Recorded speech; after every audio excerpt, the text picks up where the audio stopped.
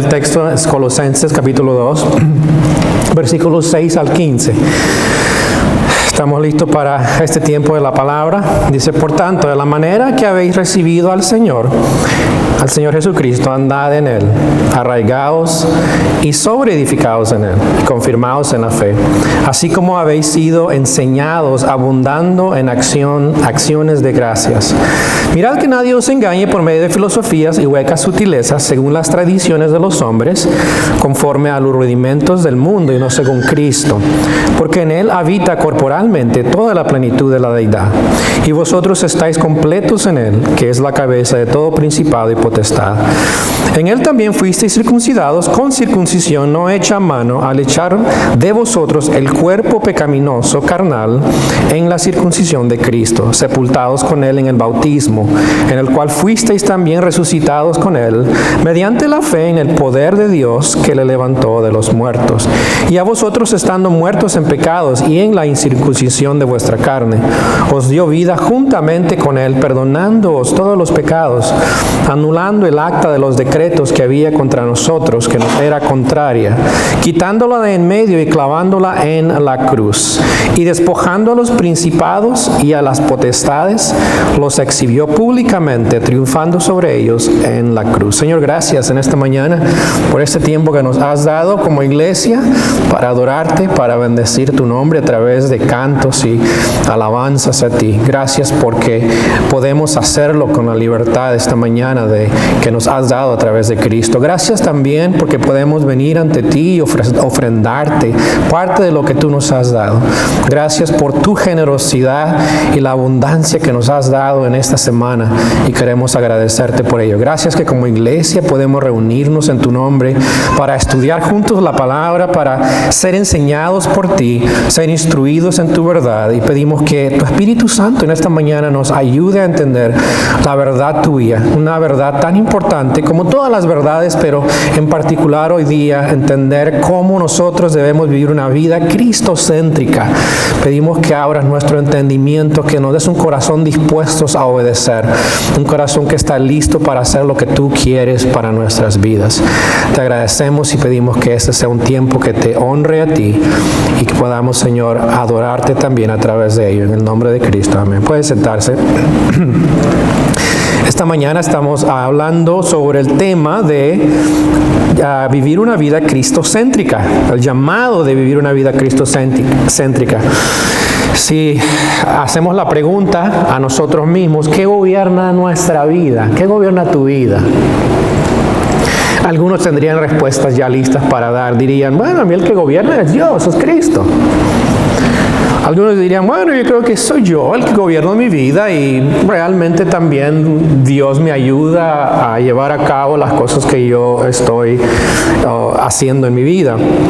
Algunos de ustedes, la verdad es, yo no sé, la verdad no sé ni quién es el que gobierna mi vida, estoy un poco confundido. A veces pienso que yo, pero con todas las cosas que me están pasando, no sé quién es el que gobierna mi vida. ¿Cómo determinarlo? ¿Quién está dirigiendo tu vida? ¿Quién es tu jefe? Tienes que verlo. Y si eres seguidor de Jesús, debes entender que Cristo debería ser el centro. Eso es lo que enseña Pablo en este capítulo. Nos enseña sobre cómo vivir una vida cristocéntrica. Yo lo he ilustrado de una manera y creo que han visto antes esta ilustración. La modifiqué un poquito para que fuera más atractiva para ustedes. La ilustración que vamos a ver ahora. Cuando pienso en la vida cristocéntrica es de esa manera. Okay.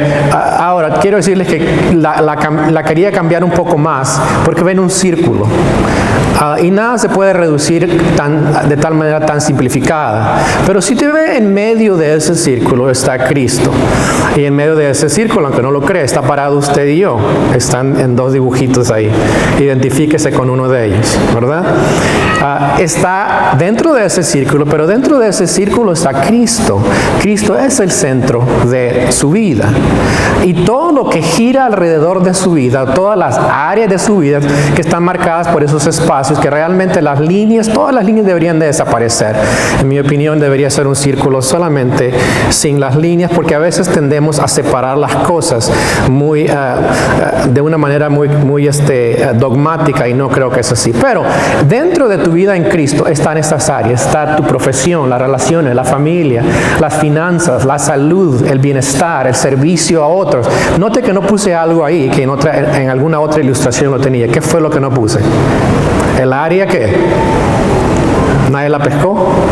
El área espiritual. ¿Sabe por qué? La tenía anteriormente en una ilustración. Porque no es una área espiritual. Esa área está en medio. Es la vida en Cristo, es espiritual. Si está unido a Cristo, su vida es todo de Cristo y debe haber una comunión y una intimidad con Cristo. Y de eso vamos a aprender esta mañana. San Pablo nos enseña acerca de esto en este pasaje que hemos leído. Recuerda, les está escribiendo a los creyentes en Colosa, les ha mostrado la superioridad de Cristo sobre toda la creación, sobre la iglesia y sobre todo ser espiritual. Cristo le dice a ellos, es la esencia de Dios invisible, es en quien están todos los tesoros de la sabiduría y el conocimiento divino. Eso es lo que hemos visto anteriormente. Él es el reconciliador que a través de su muerte en la cruz y su resurrección trajo todo bajo su señorío, incluyendo a nosotros también. Es el que nos ha reconciliado a nosotros que éramos enemigos de Dios. Pablo ha exhortado a los creyentes en Colosas que sigan firmes en esta fe. En esta sección comienza lo que llamamos la lista de imperativos, que son esos mandatos. La lista de mandatos que Pablo va a dar comenzando en esta sección y que va a continuar con los siguientes capítulos también. Pero nos va a mostrar en esta mañana cómo vivir una vida cristocéntrica. Y mire que comienza diciendo, mirad, pongan cuidado lo que voy a decirles. Esta es la manera que Pablo enseñaba. Primero daba los indicativos, la instrucción bíblica, la teología, la ortodoxia, y ahora enseña los imperativos, que son los mandatos. Y nos está diciendo, ahora que ya saben todo esto, vengan, tengan cuidado lo que les voy a enseñar. Primero les va a enseñar acerca de lo que significa cómo vivir una vida en Cristo. En primer lugar, vamos a darle en dos formas. Uno es que les va a mostrar qué significa eso de vivir en Cristo. ¿Qué significa de vivir una vida cristocéntrica? ¿Está listo? Si usted quiere decir, está ese dibujito ahí que miró, y una vida cristocéntrica, esa es la vida que debemos vivir. ¿Cómo vivimos esa vida cristocéntrica? ¿Qué es lo que Pablo dice que es vivir una vida? Primero es devoción completa a Cristo. Versículo 6, por tanto, de la manera que habéis recibido al Señor Jesucristo, andad en Él. Ahora, en este pasaje que está continuando Pablo enseñándoles a ellos, diciendo, así como recibieron al Señor. Ahora, quiero que entienda que eso no es como nosotros muchas veces hemos sido enseñados, de recibir a Cristo. La idea no es esa. No es de dar una oración y recibirlo en nuestro corazón, no es la idea. La idea es de haber creído en Él y haber creído toda la verdad que enseña la Biblia acerca de Jesucristo. Ustedes recibieron a Jesucristo, el Evangelio y su enseñanza. Y Pablo dice, la manera que lo recibieron, con fe y empezando a vivir esa verdad, quiero que sigan viviéndola de esa manera. En otras palabras, les está diciendo, quiero que vivan una vida en devoción a Cristo, así como lo hicieron al comienzo, lo sigan haciendo. Envuelve la idea de perseverar en la enseñanza apostólica de los apóstoles que enseña acerca del Señor Jesucristo. Eso es lo que habían hecho los colosenses y deben de seguirle a Él de esa manera. Y note lo que dice, deben de seguir viviendo la vida en Él. Una vida centrada en Cristo, una vida cristocéntrica, una vida bajo el señorío de Cristo. Esto implica no solo aspectos positivos, pero también implica ciertos aspectos negativos que debemos de evitar. Y esto lo hace Pablo también repetidamente en sus epístolas. Pero note lo que dice caminar. Esa palabra caminar quiere decir vivir. Deben de vivir fielmente en el Señor y seguir creciendo. La pregunta en esta mañana para nosotros es, ¿tenemos esa devoción a Cristo? Cuando pensamos en nuestra vida, tenemos esa devoción. Vivir la vida en Cristo, sí, hay que tener esa devoción en Él. Una devoción completa cada momento, pero también significa una segunda cosa. Es que debemos de permanecer fundados en Cristo. Versículo 7, mira lo que dice. Dice, arraigaos. Esa palabra es fundados. Dice, así como ustedes recibieron al Señor, que cuando fueron fundados en Él, deben de seguir fundados en Él. Deben de seguir arraigados en el fundamento que es Cristo. Es un acto permanente, es una unión indivisible entre nosotros y Cristo. Por eso en ese círculo estamos con Cristo y eso no se puede deshacer. Es una relación permanente. Nadie nos puede separar de Cristo, ni nadie nos puede quitar de Cristo, y además no podemos sustituir a Cristo. Pablo dice, deben de permanecer fundados en Cristo. En tercer lugar, versículo 7 dice, y sobreedificados en Él y confirmados en la fe, así como habéis sido enseñados. Pablo está diciendo, tienen el fundamento, ya están en Cristo, tienen la devoción a Él, están fundados por el fundamento que es Cristo. Ahora deben de sobreedificar sobre ese fundamento. Deben de ser confirmados en la fe. ¿Qué está diciendo Pablo? Debemos de seguir creciendo en Cristo. Y el crecimiento se ve en varias maneras. Primero, se ve en que estamos edificando nuestra vida en Él. Sobre edificando en Él, dice Pablo. ¿Sobre quién? Sobre el fundamento en el cual Dios ya nos ha puesto, que es Cristo. El fundamento que los apóstoles enseñaron, que fueron ¿qué? La enseñanza y la verdad apostólica. Dice que debemos de seguir edificando ahí. Primera de Pedro 2:5 nos dice que nosotros somos piedras vivas, que seguimos construyendo en la casa espiritual, nuestra casa espiritual, nuestra vida. Esto implica aprender ciertas verdades bíblicas, implica aprender la doctrina bíblica, implica aprender la teología bíblica, la ética bíblica, la sabiduría, el conocimiento de Dios. Y eso lo encontramos en su palabra, aquí. Debemos de seguir creciendo en Él, edificándonos en Él. La idea es como un árbol que tiene sus raíces y cada vez las va profundizando más. Los árboles que están arraigados a la tierra, pero sus raíces siguen creciendo. Esa es la idea que está mostrando Pablo. En mi casa hay un árbol que cada vez está creciendo más en la parte de atrás. Y veo, ¿sabes? Sus raíces empiezan a salir. Y he mirado las raíces que van para el lado del fundamento de la casa y he tenido que ir a cortar algunas de esas ramas o esas raíces por debajo. Ese árbol está creciendo porque está arraigado. Esas raíces están invadiendo mi casa. ¿Por qué? Ese árbol está vivo. Está creciendo. Y Pablo dice que como creyentes debemos de seguir creciendo en Cristo. Debemos de seguir sobreedificando en Él. Estamos nutriéndonos de Él constantemente. Y note que Pablo no está diciendo, yo quiero que ustedes lean libros, lo cual es bueno. Él no está diciendo, yo creo que vayan a la iglesia. No, es bueno, ¿verdad? Venir en este tiempo para adorar a Dios. Pero lo que Pablo está diciendo es que debemos de ser sobreedificados. ¿En quién? En Él, en Cristo. Cada vez creciendo en Él, aprendiendo de Él, nutriéndonos de Él. Y ese crecimiento debe de ser evidente. Así como esos árboles dan esas raíces, es evidente que está creciendo. Debe de ser evidente también que Cristo está creciendo en nuestra vida. Debe invadir nuestras vidas. La vida tuya debe invadir la mía. De tal manera que tu crecimiento es evidente a otros.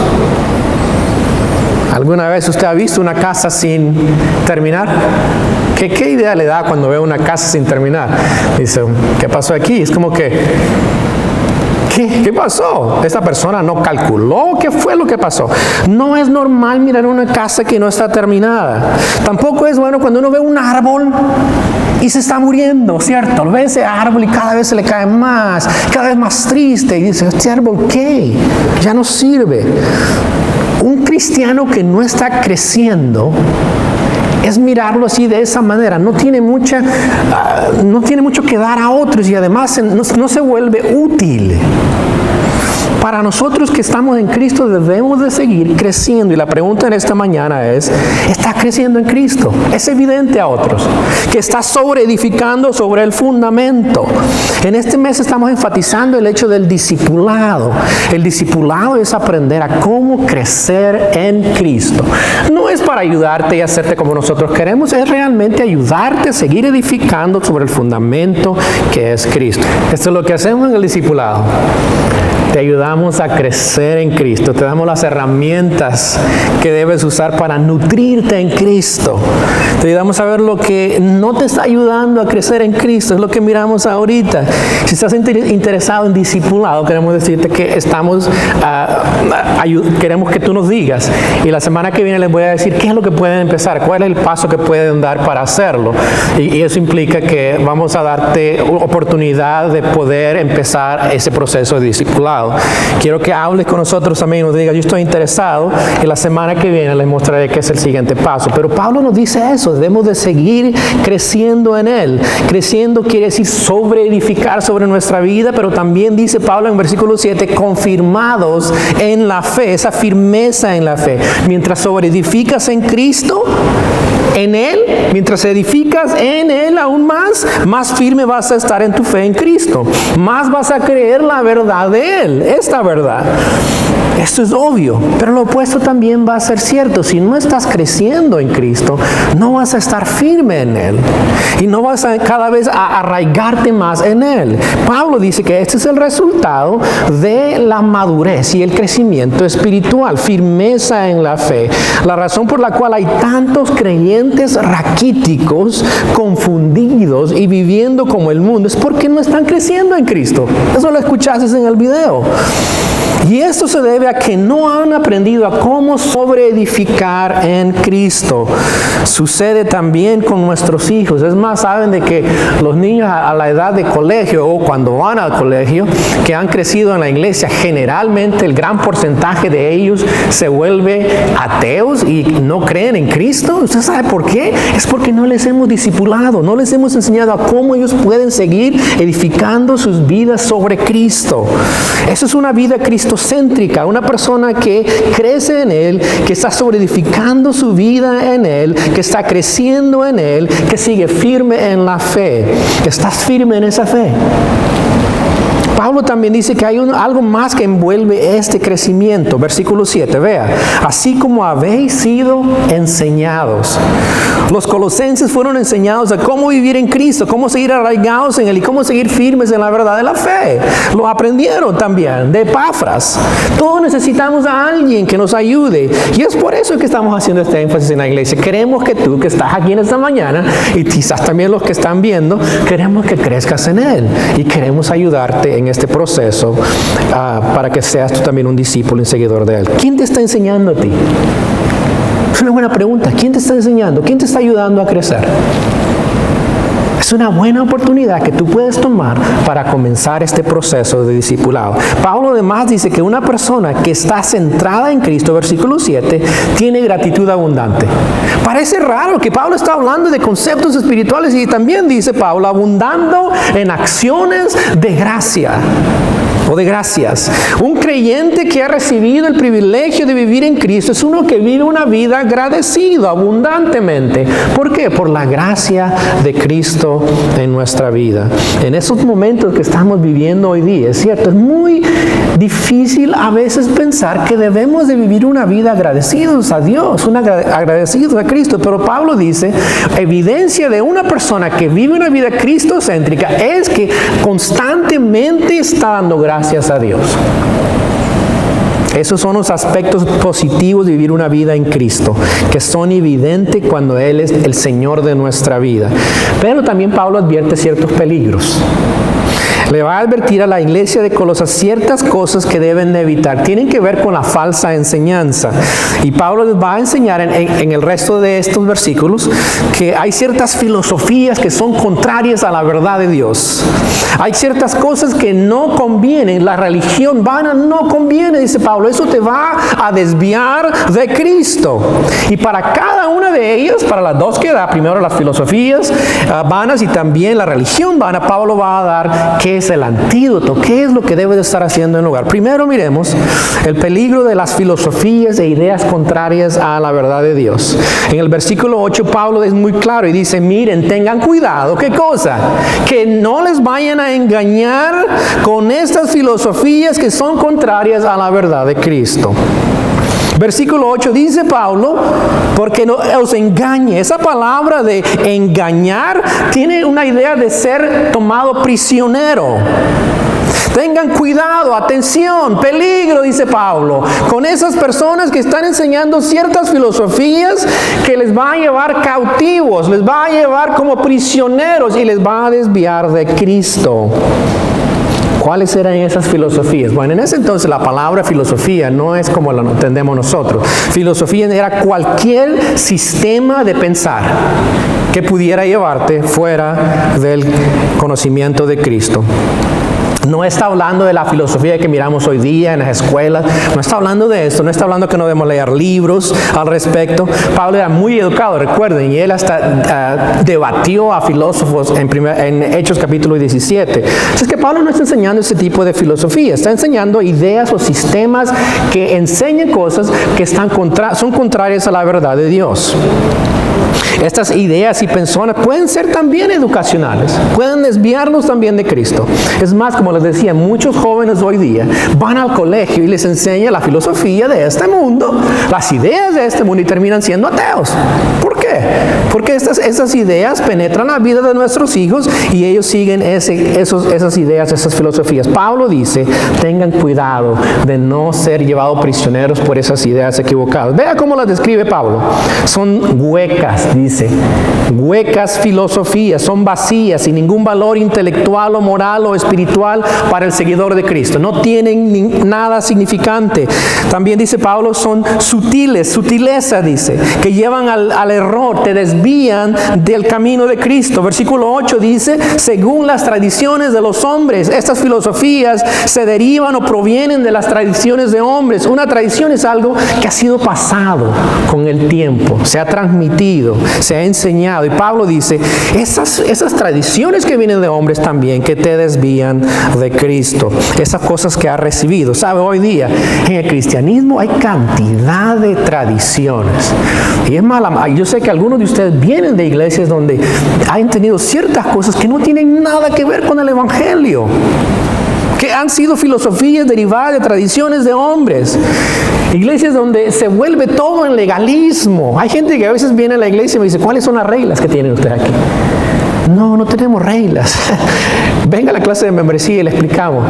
Creemos la verdad de Dios y nos centramos en la verdad de Dios y enseñamos la palabra de Dios. Pero nuestras ideas no son importantes. La palabra de Dios es importante y lo que dice. Y eso es lo que nos basamos en nuestra iglesia. No está basada en tradiciones de hombres. No estamos atados. Y además, versículo 8 dice Pablo, se derivan de lo básico del mundo. Dice, conforme a los rudimentos del mundo. Esa palabra rudimentos del mundo tiene un amplio significado, dependiendo del contexto. O sea, algunos piensan que eso tiene que ver con seres espirituales. Yo no creo que es eso. Pero esta idea de rudimentos básicos tiene que ver a veces con la educación, aprender el abecedario. En la Biblia, en Hebreos 5:12, le dice a los creyentes, ustedes deben ser maestros, pero todavía tenemos que estarles enseñando los ABCs del Evangelio, porque no han madurado. En ese sentido se usa en Hebreos 5:12. También se puede referir a los elementos básicos del mundo. No los elementos como nosotros los conocemos hoy día. Pero en el tiempo del Nuevo Testamento, los maestros falsos enseñaban a ciertas cosas conforme al rudimento de estos mundos. Y básicamente en esos tiempos los elementos más básicos eran la tierra, era el agua, era el fuego y era el aire. Esos eran los básicos. Y de ahí se derivaban también toda clase de filosofías. A menudo se deificaba cualquiera de esos elementos. Y ustedes que han crecido también en América Latina lo saben. Si van a México y van a las pirámides, hay unas pirámides muy famosas. ¿Cuáles son? Las pirámides del Sol y la pirámide de la Luna. ¿Y sabe por qué son pirámides del Sol y la Luna? Adoraban al Sol y a la Luna. Y eso era lo básico, lo elemental. Y Pablo dice, eso es el tipo de enseñanzas que están conforme o se derivan de lo básico del mundo. Estos elementos se adoran y se les da esa deidad que no debemos darle. Estos maestros en Colosas habían entrado con unas ideas también que mezclaban el cristianismo con las cosas de este mundo. Mezclaban el evangelio con esas deidades que adoraban en esa cultura. Esas filosofías que enfatizaban fuerzas elementales que les estaba desviando de Cristo. Hoy podríamos decir el cristiano que mezcla su cristianismo con el horóscopo. Voy a ver cuál es mi horóscopo. ¿Qué? Sí, empieza a mezclar. No, pero es que sí, yo creo en Cristo, pero es que también las fuerzas del mundo. Sí, ve eso también. Ese misticismo que tenemos como hispanos también. Es esa idea de que será que fulanito que se murió, quizás por ahí anda su espíritu. Ese tipo de misticismo. O fulano falleció pero se convirtió en ángel. Esas ideas equivocadas, es un misticismo que mezclamos con el cristianismo. Y Pablo dice, esos nos desvían de Cristo, se derivan de lo básico, pero debemos evitarlo. Vea lo que dice, y son, dice Pablo, no son según Cristo. Estas enseñanzas no van de acuerdo a la verdad de Cristo. Las enseñanzas van en contra de la verdad que Cristo es superior, que es preeminente en toda la creación y su iglesia. Esas enseñanzas no enseñan la suficiencia de Cristo, ni para salvar, ni para seguir santificando al creyente. Y debemos de estar alerta de esto. Estas ideas nos pueden engañar, nos pueden atrapar, nos pueden desviar de una vida cristocéntrica. Y toda enseñanza que no es según Cristo, nosotros debemos rechazarla. No importa qué tan bien suene esa enseñanza, si no es de acuerdo a Cristo, debemos rechazarla. Nuestra vida debe ser vivida según Cristo, no según mis deseos, no según mi opinión, no según mis metas, no según mis sueños. Otra vez a la gráfica. Debe ser según ¿quién? Cristo. No basta solamente evitar estas enseñanzas, sino que hay que contrarrestarlas. ¿Cómo contrarrestarlas? Ve el versículo 9 y 10. Hay 3 verdades que debemos recordar para vivir la vida en Cristo. Primero es que solamente en Cristo habita la plenitud de Dios. Dice, porque en Él habita corporalmente toda la plenitud de la deidad. En el capítulo 1, versículo 19, Pablo dijo esto. Dice, por cuanto le agradó al Padre que en Él habitase toda plenitud. Es en Cristo que habita toda la plenitud, la esencia de Dios. La idea ahí de habitar es del Antiguo Testamento. ¿Recuerdan dónde habitaba Dios en el Antiguo Testamento? ¿Dónde era? En el arca o en el templo. Pero ahora dice Pablo, no, eso ya no está ahí. ¿En quién habita toda la plenitud de Dios? En Cristo. En Él habita toda la plenitud, toda la esencia de quién es Dios está en Cristo. Y los colosenses estaban enseñados por falsos maestros, enseñándoles que lo material era inferior, lo espiritual era superior, y mezclando todas estas ideas contrarias a Cristo, estaban diciendo, lo inmaterial no tiene valor, lo espiritual sí. Pablo dice, no, el que tiene toda la suficiencia es Cristo. Cristo es en el cual habita toda la plenitud de Dios. Además, dice, vea el versículo 10, tiene una implicación bastante importante. Dice, y vosotros estáis completos o llenos en Él. Los que hemos creído en Cristo, vivimos en Cristo, no necesitamos más cosas de este mundo. No necesitamos tener una experiencia superior. No tenemos que buscar más. Porque ¿sabe quién? En Cristo habita toda la esencia del Padre, toda la plenitud de Dios. Y Pablo dice, y ustedes también que están en Él han recibido de esta plenitud. Son completos en Él. Todas nuestras necesidades son suplidas por Cristo y nadie más. Debes de entender esto. No hay persona en este mundo que va a llenarte. No hay cosa en este mundo que te va a llenar. No hay trabajo que tú hagas que te va a llenar. No hay nada en este mundo, si eres creyente, que va a llenar tu vida. La única persona es Cristo. En Él estamos completos. Y Pablo dice, en versículo 10, dice, Él es la cabeza de todo principado y potestad. Es la cabeza de todo ser espiritual. Esto es importante porque va dirigido a los falsos maestros que estaban enseñando que había seres espirituales que eran más fuertes. Pablo dice, no solamente tienen la plenitud de Cristo en sus vidas, están completos en Él, pero el Señor Cristo es cabeza, es jefe de todos esos seres espirituales malignos. ¡Wow! Eso es potente. Cristo es la cabeza de toda autoridad sobre todo ellos. Ningún ser espiritual funciona independientemente de la autoridad de Cristo. Y el segundo peligro que Pablo les da, recuerde, el primer peligro es las filosofías vanas. Segundo peligro es la religión vana. Versículos 11 al 15.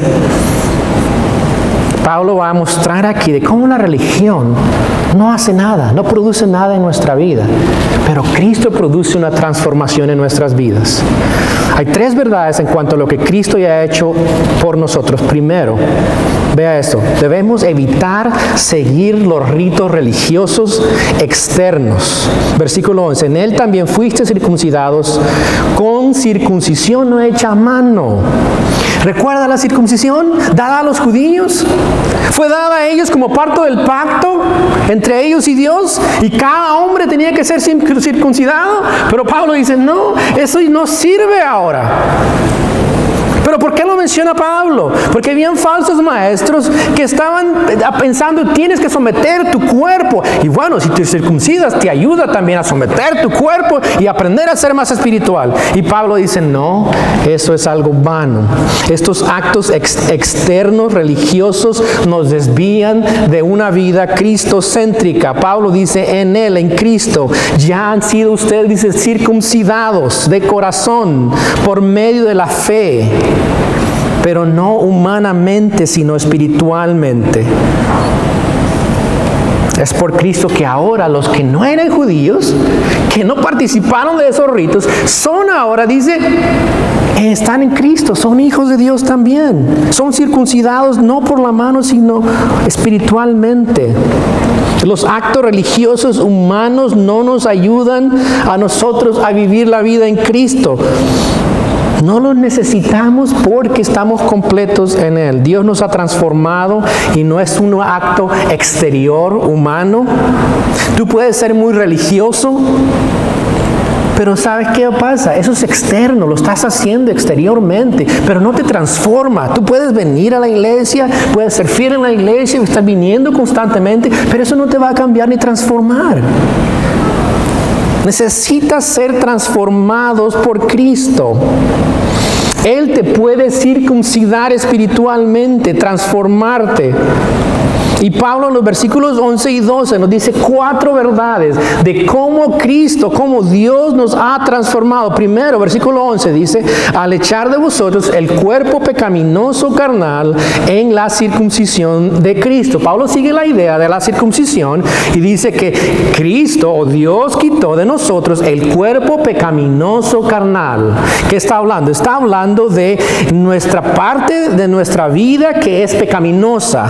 Está usando la idea de cuerpo como figuradamente para hablar de lo espiritual que Dios ha quitado de nosotros, que seguía los deseos humanos nuestros deseos pecaminosos.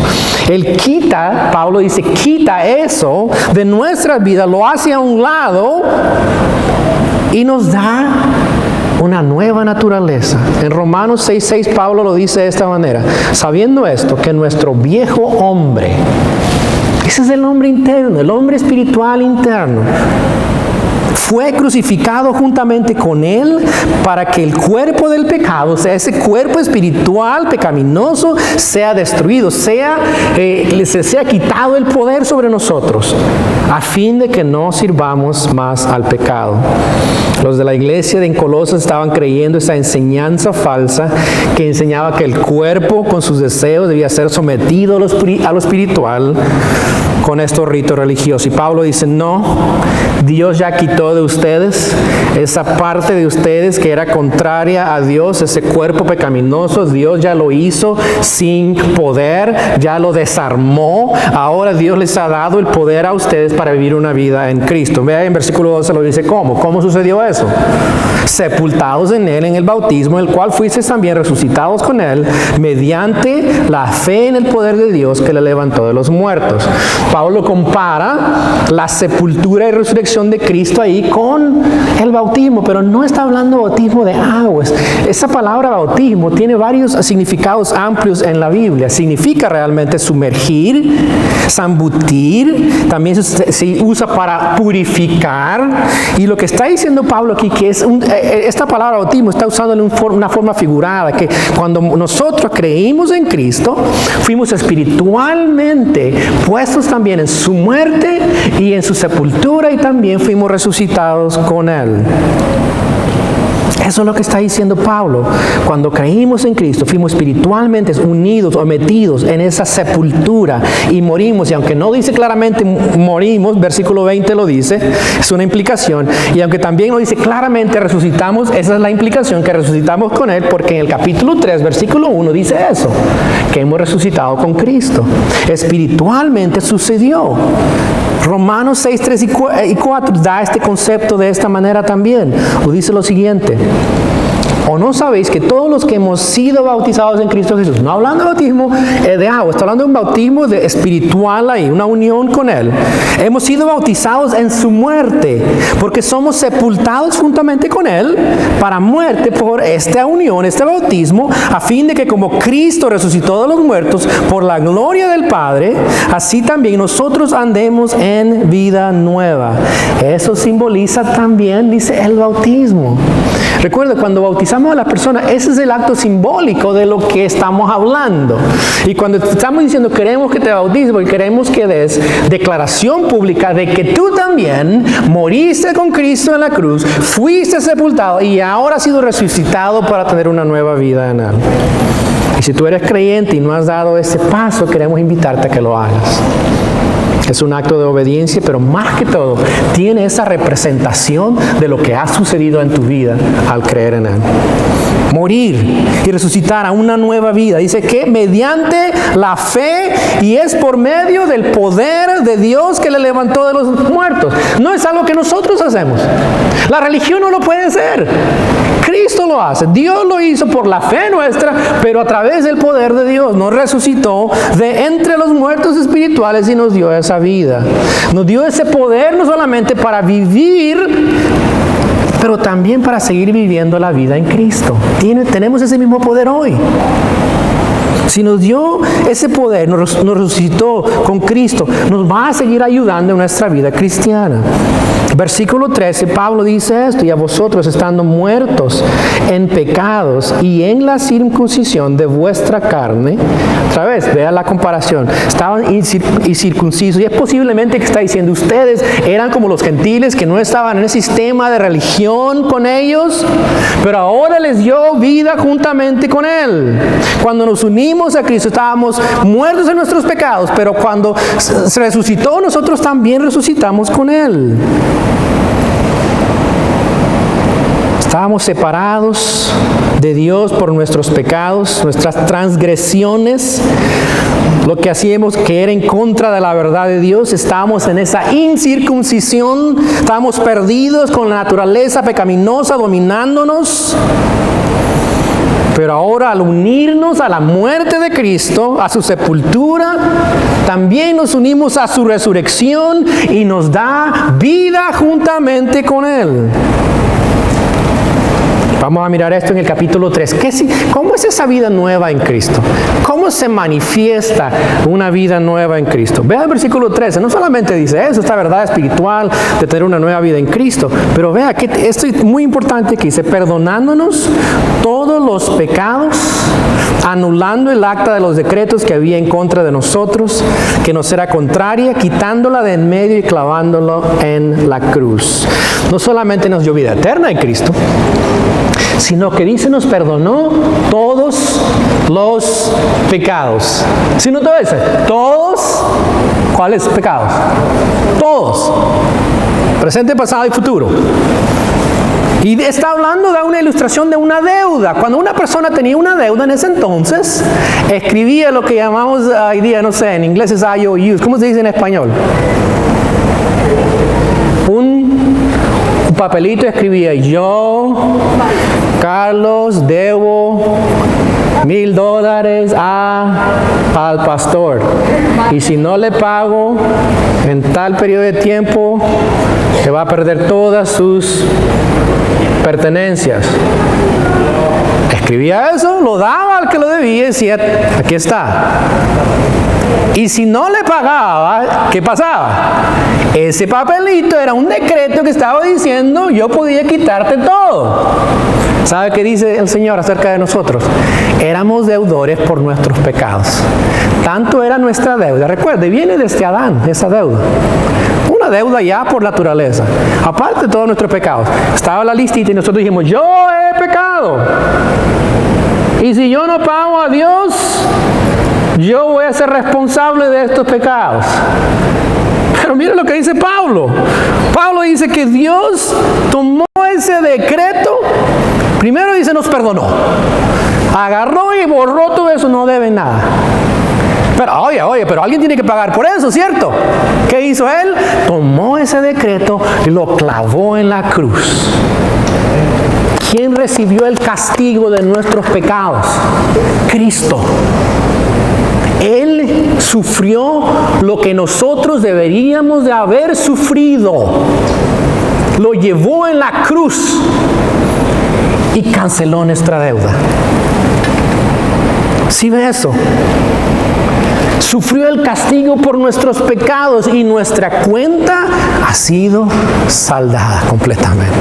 ¿No le parece eso increíble? Si no le parece increíble, usted no lo ha experimentado. No ha experimentado este cambio. Eso solamente lo puede hacer Cristo. No lo puede hacer la religión. No importa qué religión sea. No lo puede hacer. Solamente Cristo puede darte ese perdón de todos tus pecados y darte una vida nueva. Y si no has experimentado esa transformación a través de Él, debes de hacerlo. De otra manera, tú tendrás que pagar por ello. Y no solamente esto, Pablo dice en el versículo 15, dice, despojándonos a los principados y a las potestades, los exhibió públicamente, triunfando sobre ellos en la cruz.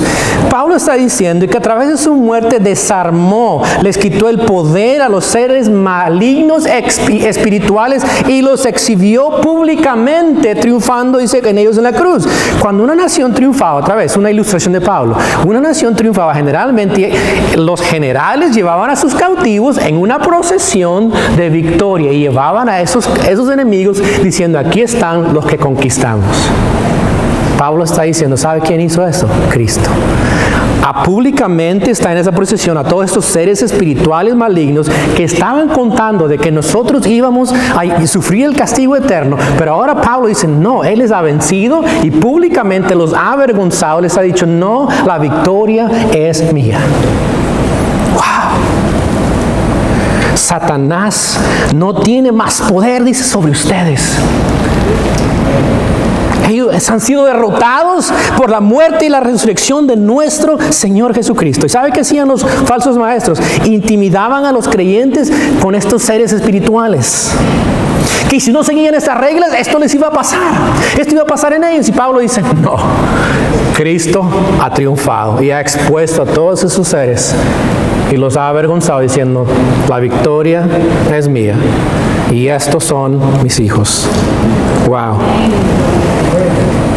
El creyente que vive una vida cristocéntrica es uno que tiene una devoción completa a Cristo, permanece en Él y permanece firme en la fe. Es el cristiano que vive en Cristo, rehúsa seguir las filosofías de este mundo, que no son según la verdad de Cristo. Reconoce que está completo en Cristo, ya que en Él está toda la plenitud de la esencia de Dios. Además, rechaza la religión que no aprovecha de nada, sino que reconoce la transformación que el Señor ha hecho en su vida. Reconoce que Cristo le ha librado del pecado, que ha recibido una nueva vida a través de su muerte y resurrección. y que todos sus pecados han sido perdonados por Él. La vida cristocéntrica reconoce el poder de Cristo sobre su vida y no hay nada ni nadie que pueda separarle de Él. Toda su vida le pertenece a Cristo y Él es el Señor de esa vida. Le dejo para que esta mañana usted pueda volver a su casa y lea el artículo que se llama Mi corazón, hogar de Cristo. Y lo va a ver quizás después en el internet. Lea ese pequeño folleto porque ilustra lo que es vivir una vida cristocéntrica. Mi corazón, hogar de Cristo. Señor, gracias te damos en esta mañana por tu palabra. Gracias por tu verdad. Gracias que nos has dado este privilegio de estar en ti, vivir en ti. Y toda nuestra vida te pertenece, cada aspecto de ella. No hay nada que podamos decir que es nuestra. Pedimos que como creyentes nos ayudes a seguir creciendo en esta fe, en ti, Señor. Ayúdanos a permanecer fiel en ti. Ayúdanos a permanecer firmes en ti. Ayúdanos a seguir creciendo en ti. Ayúdanos a dar los pasos que sean necesarios para no quedarnos estancados en ti. Ayúdanos a confiar en la transformación que ya has hecho en nuestra vida. Ayúdanos, Señor, a recordar esas verdades para que nos ayuden y nos motiven a vivir para ti cada vez más y más. Gracias por la palabra tuya que es la verdad. Gracias por la suficiencia que tenemos en ti. No hay nada en este mundo que pueda llenarnos como tú lo haces. Y en esta mañana recordamos lo que has hecho a través de tu muerte, pagar esa gran deuda al celebrar la Santa Cena. Gracias, Señor. Gracias por pagar esa deuda inmensa. Gracias, Señor.